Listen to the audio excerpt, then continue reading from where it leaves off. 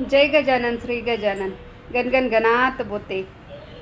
तर चला तर मी आज परत गजानन माऊलींचा छान असे अनुभव तुमच्यासोबत शेअर करणार आहे. तर मी नेहमीच तुमच्याबरोबर गजानन माऊलींचे छान असे अनुभव शेअर करत असतेच आणि बऱ्याच वेळेस शेगावचे पण व्हिडिओ शेअर करते. म्हणजे भरपूर असे शेगावचे व्हिडिओ शेअर केलेले आहेत, खूप छान असे अनुभव शेअर केलेले आहेत आणि आजही तुमच्याबरोबर अनुभव शेअर करणार आहेत. थोडेसे छोटे आहेत पण छान असे अनुभव आहेत. तर जवळजवळ 2-3 अनुभव आहेत तर ते आज तुमच्याबरोबर शेअर करणार आहे.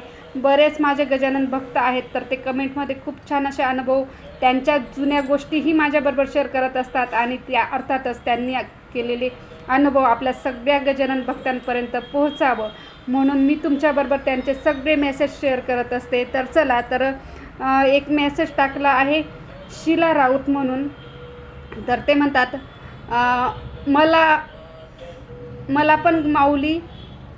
पण माऊलींचे नेहमी दर्शन होते.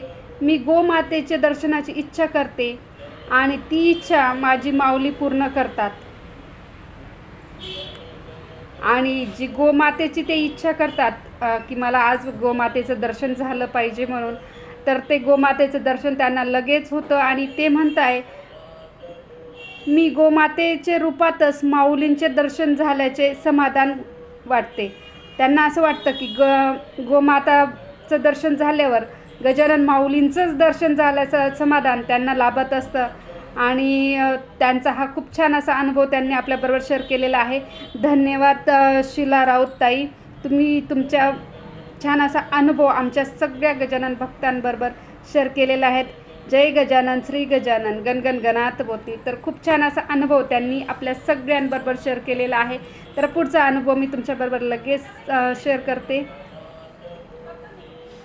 तर मंगला ताईंचा एक छान असा अनुभव आहे. तर त्या सांगतात की आधी जय गजानन माऊली. तर ते म्हणतात पहिले डायरेक्ट दर्शन व्हायचे, प्रसादसुद्धा एक भाकरी कोहळ्याची कोहळ्याची भाजी, एक भाकरी कोहळ्याची भाजी, एक लाडू असा परिसरामध्ये बसून आपल्याला प्रसाद मिळायचा आणि तेव्हा ते खूप छान असं वाटत होतं.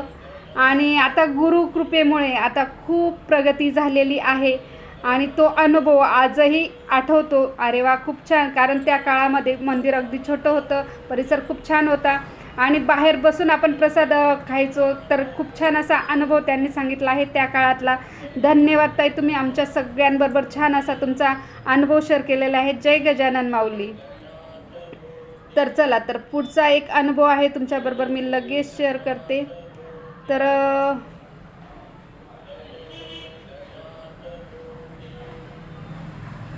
त्यांनी त्यांचं नाव नाही सांगितलेलं आहे आपल्याला, तर त्यांनी फक्त मेसेज टाकलेला आहे जय गजानन माऊली. जय गजानन. माझ्या घराचे संपूर्ण कर्ज फिटले. माऊलींच्या आशीर्वादामुळे माझ्या घराचे संपूर्ण कर्ज फिटले. बँकेने 3 नोटीस पाठवल्या होत्या. अरे बापरे, अशक्य वाटणारी ही गोष्ट फक्त महाराजांच्या कृपेनेच घडू शकली, यात शंका नाही. अरे बापरे, खूप छान. आणि ते म्हणताय की मी स्वतःला आता महाराजांचा भाडेकरू समजतो. तर त्यांच्या डोक्यावर घराचं कर्ज होतं, त्यांनी घर घेतलं असेल तर त्या घराचं खूप कर्ज होतं आणि बँकेचे 3 नोटिसा त्यांना आल्या होत्या. त्यांचं कर्ज फिटलेलं नव्हतं आणि माऊलींच्या आशीर्वादामुळे त्यांचं सगळं कर्ज फिटलं. त्याच्यातून ते बाहेर निघाले आणि ते म्हणतायत तर त्या घरामध्ये, ते घर माझं नाही तर ते माऊलींचं आहे आणि त्या घरामध्ये मी स्वतःला भाडेकरू समजतो. तर खूप छान अनुभव त्यांनी आपल्या सगळ्या गजानन भक्तांबरोबर शेअर केलेला आहे. तर धन्यवाद माऊली, तुम्ही सगळ्या आपल्या गजानन भक्तांबरोबर तुमचा छान असा अनुभव शेअर केला, त्याबद्दल खूप खूप आभार. तर खूप छान असे अनुभव आपल्याला आलेले आहेत. बऱ्याच जणांचे खूप छान असे अनुभव आपण नेहमीच शेअर करत असतो. खूप सुंदर असे अनुभव आहेत आणि आता पुढचा अनुभव मी सांगते तुम्हाला. त्यांचं नाव नैना म्हणून आहे. तर खूप अनुभूती आलेली आहे महाराजांची. महाराजांनी वेळोवेळी साथ दिलेली आहे.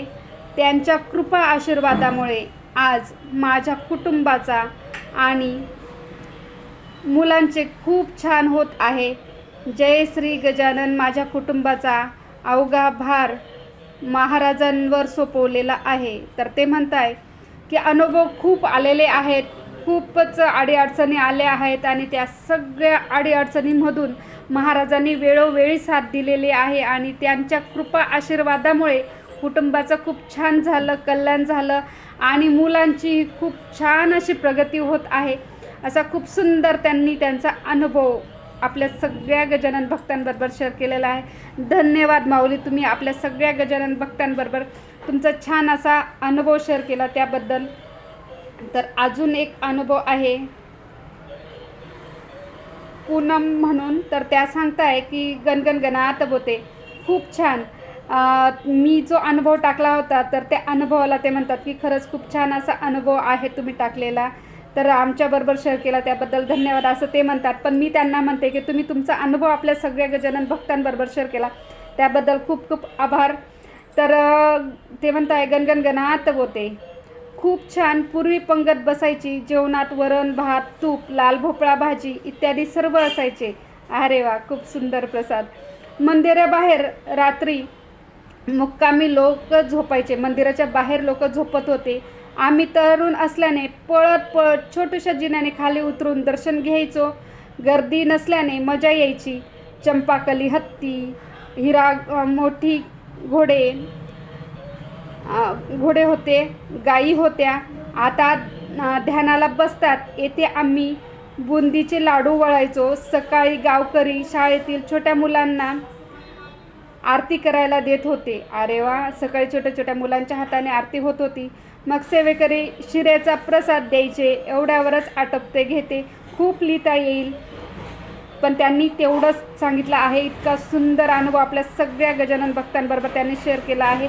धन्यवाद माऊली, तुम्ही इतका छान तुमचा अनुभव शेअर केलेला आहे. खरंच किती छान भाग्यवान असतील ते छोटे छोटे मुलं की त्यांच्या हाताने तेव्हा माऊलींची आरती व्हायची. खरंच खूप सुंदर असा अनुभव आहे. धन्यवाद, तुम्ही आपल्या सगळ्या गजानन भक्तांबरोबर तुमचा अनुभव शेअर केलेला आहे. तर खरंच खूप सुंदर सुंदर अनुभव आहेत. तर मी बरेच अनुभव तुमच्याबरोबर शेअर करत असते, तर हे सुद्धा आजचे अनुभव खरंच जबरदस्त आणि छान सुंदर असेच आहेत. नक्कीच तुम्हाला सगळ्यांना आवडले असतील आणि आवडले असतील तर लाईक करा, शेअर करा आणि तुमचे जर काही अनुभव असतील तर आपल्या सगळ्या गजानन भक्तांबरोबर शेअर करा आणि ते अनुभव नक्कीच तुमच्या नावासहित मी आपल्या चॅनलला टाकेल, म्हणजे सगळ्यांना समजेल तुमचे अनुभव. खरंच खूप सुंदर असे अनुभव आहेत आणि मी बरेच अनुभव तुमच्याबरोबर आधीसुद्धा शेअर केलेले आहेत, ते सुद्धा बघा. खरंच खूप सुंदर सुंदर असे अनुभव आहेत आणि आवडले असेल तर नक्की लाईक करा, शेअर करा आणि हो, चॅनलला जर नवीन असाल तर नक्की सबस्क्राईब करा. जय गजानन, श्री गजानन, गणगण गणात बोते.